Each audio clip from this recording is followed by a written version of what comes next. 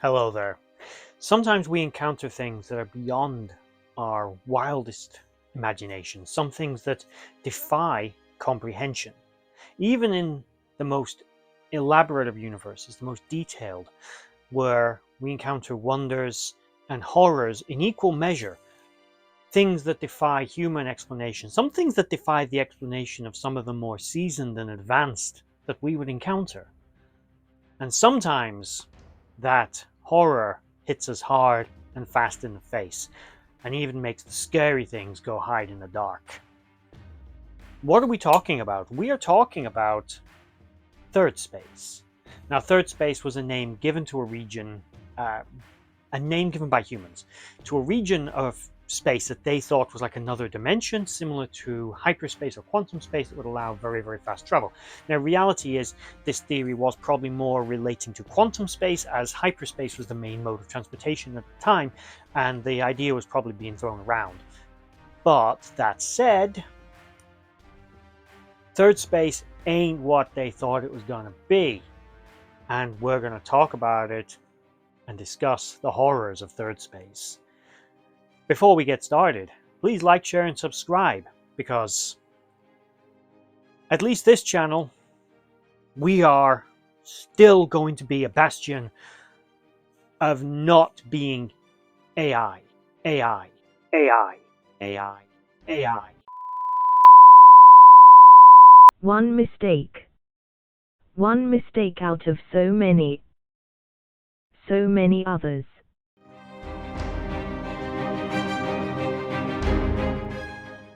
The AI to Skynet, screw you. Yeah, this is going to remain me rambling forever. There will be no AI invasion of this channel. With that said, again, please like, share, and subscribe. And let's get into Thirdspace. Now, Thirdspace was, as I said, a region of space which was encountered in 2265, when a large artifact was actually found hidden in hyperspace. And this artifact, you actually had to widen the jump gate in order to bring it into normal space. It instantly began having an effect on everybody near it, or at least some of the people near it, who began to have visions and dreams of great dark cities. But they thought it was paradise, and they wanted to go there. They wanted to be near it. They wanted to power it up. And there seemed to be this sort of chaos on board.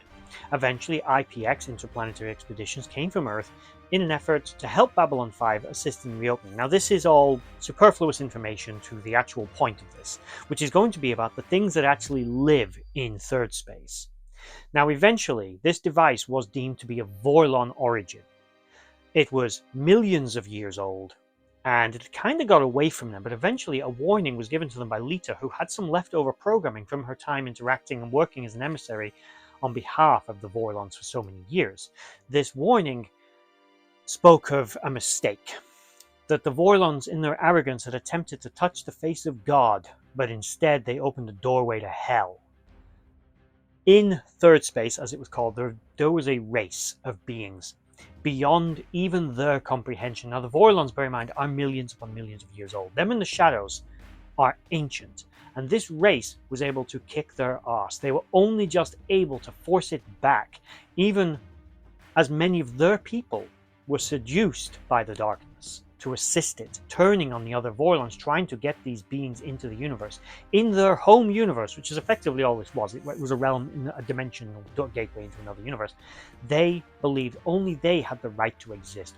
All the others, all the green aliens, the brown aliens, the white aliens, they didn't have the right to exist. Only them. It was their land, their territory, and everybody else had to go. There was no right to be there as far as they were concerned, and whatever means necessary, they would be exterminated, and they had destroyed millions of civilizations in this way. And now they knew we were here because the Vorlons opened that gate, and they waited in their dark cities for any opportunity to re-enter our dimension and begin exterminating life here. And it would probably be, if they ever actually really did manage a foothold invasion, we'd probably want the Shadows and the Vorlons back, because as bad as they were, this race worse. At least the Shadows, yeah, they kick over all the anthills, start a few wars. A few were lost along the way, but everybody's left stronger in the long run. philosophy is better than we're going to wipe out absolutely every sentient being because only we can exist here. All of you are vermin and will be destroyed. Your galaxy will be purged. Now, their actual capabilities are a little unknown. We know that they're telepathic, all of them. Their species as a whole seem to have the ability to generate additional parts of their bodies whenever they need them. So their exact physical appearance, although initially kind of looks like a floaty squid, is a little hard to define. They look like kind of like a squid was infected by the T virus, to be honest. And we never get a really clear idea of what they're capable of physically. Their technology is extraordinarily advanced. Initially, a large force of allied ships, including Minbari, some human, and others, gathered together with a Ranger fleet of White Stars to engage them as they exited the vortex in the center of the artifact. But all they initially sent through were the fighters. The artifact itself, which we'll just quickly go over because it's not actually of their creation, although they did modify it, was originally created by the Vorlons. And basically, it's a Stargate, a Babylon 5 Stargate, effectively, that goes to another universe. So wormhole generating Stargate. And it's one of the few instances we see in the B5 universe of something able to generate a shield. But as the Vorlons never use shields, I did wonder if this was a modification done to the station by the aliens, because their ships seem to be able to absorb energy in a similar way. The shield was attacked from the front, but at the rear seemed to have a small energy generating point where it was either collectively, it was sort of going round to, or was emanating from. I suspect more hugging this entire artifact and culminating at that one point, as there seemed to be, as I said, this visible distortion of energy where the energy lines, I suppose, of the shield were meeting, and occasionally would separate when the shield was under enough bombardment from the front, allowing Captain Sheridan to enter the artifact with a nuclear device intended on destroying it, which was successful despite the advanced nature of the device, although I suppose a nuke going off inside anything is going to make its day very bad. The small vessels that they had were actually quite elegant looking ships. They looked like a combination of both technological and organic tech, so elements of Vorlon and Shadow technology combined with that of other advanced races that didn't utilize organic systems. We do know that the very older races in the B5 universe tend to favor organic technology, but not all of them. Some of the other first ones used more mechanical looking starships. This race, who you could probably call the first one, because likely they were that kind of age, maybe older, their ships seem to be a fusion of the two. The small sort of leaf-shaped fighters, which they kind of were so powerful despite their small size that they were a threat even to a White Star. Earth Star Furies couldn't even scratch them. At point-blank range, we see a Star Fury engaging one of these craft, and it does nothing to it. The ship is able to orientate itself towards the fighter and destroy it without seemingly incurring any damage.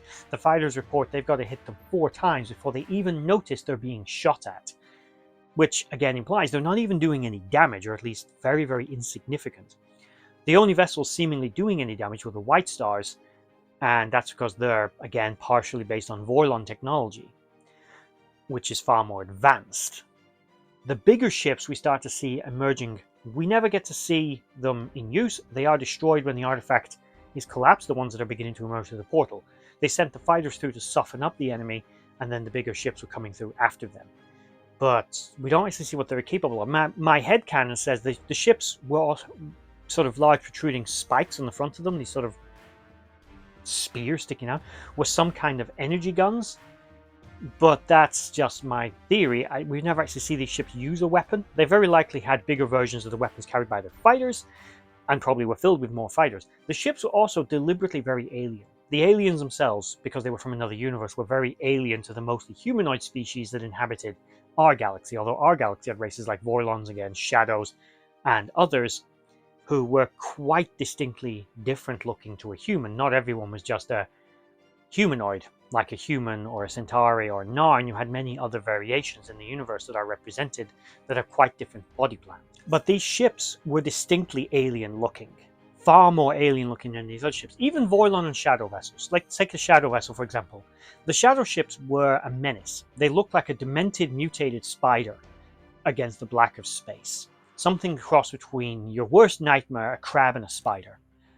armed seemingly only with a single weapon. They were biomechanical in nature. They used a sentient being as the central operating system. They were very alien technology, but they were still recognizable. Yeah, they didn't have a specific propulsion, but they had an obvious front, an obvious back. They had an obvious outer hull. Even though we don't know how to make a biomechanical ship, we understood the base technology behind it. These ships were probably grown. They were organic in nature, possibly somewhat self-aware.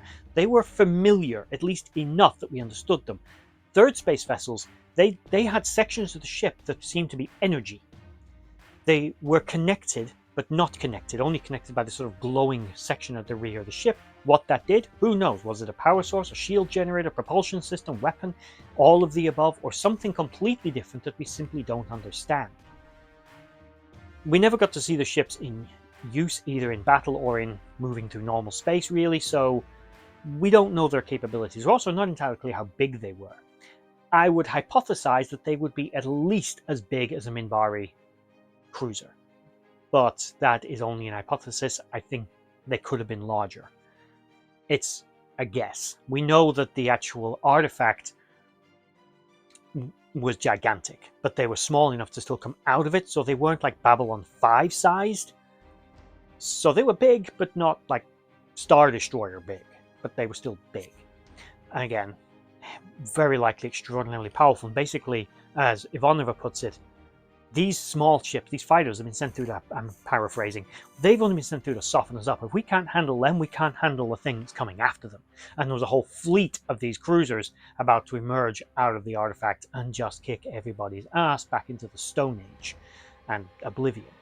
So they were able to stop them, but only just. And we do know that they're still out there looking for a way in, but they lack the technology to create a gateway themselves. As a result, they're confined to their home dimension for now. But the ships themselves are very distinct looking. I personally think they had elements of different alien technologies. There was recognizable bits. Again, there was a relatively obvious front and back, but what many of the components of the ships were doing is unknown. We don't know what their propulsion was like, what kind of technology they used, what power systems they used. They were one of the few factions that seemingly had shields in the B5 universe, which was very rare, only done by the very, very older, more advanced races. And their weapons technology could annihilate pretty much anything that any of the known races had. Even the Vorlons were afraid of these things. Whether or not the Vorlons or the Shadows would have returned from beyond the Rim if the Third Space aliens had really been able to get a foothold, not clear. I think maybe they would have, especially maybe the Vorlons, but it's hard to say. They might simply not have known about it. But what do you guys think? What do you think about these ships in general? There isn't a lot to go on here. They kind of, as I said, the smaller crafts look like a fusion of biomechanical technology, and they emit a sort of a single pulse energy weapon from the front, which seems to sort of flow off the hull, creating a distortion effect, a bit like a PPG. And the larger vessels, although we don't truly know their capabilities, and I know there is expanded material that says, but I'd like to stick to canon, and although I do actually believe B5 expanded may be canon, but I like to stick to what I see on screen. It's my rule on this channel. I don't see what they can do on the screen, and I'm not going with fan theories to explore here, but feel free to explore them in the comment section down below. I'd love to hear them, because I absolutely love this faction, and I wish it was something that B5 had gone back to do, and I'm hoping that they still do, perhaps in one of their animated movies, similar to the one that just came out, where they did jump universes, and I thought that's a golden opportunity to re-encounter this civilization and maybe deal with the threat, or bring them back in as another existential threat once again. Maybe intertwine them with whoever the Hand were, or whatever that was going to be. So tell me in the comment section down below what you think about these ships, their capabilities, what you thought about the faction in and of themselves, and should they return, should they come back to the B5 universe and be the next big bad, or be at least something we revisit and either neutralize or find a way to deal with. Maybe something in our universe can help those in their universe fighting against them. Or maybe that's what going beyond the Rim is. Maybe the Shadows shimmer off into another universe to fight other wars, who knows. But that is the end of this video. If you enjoyed it, please like, share, and subscribe. And bye-bye.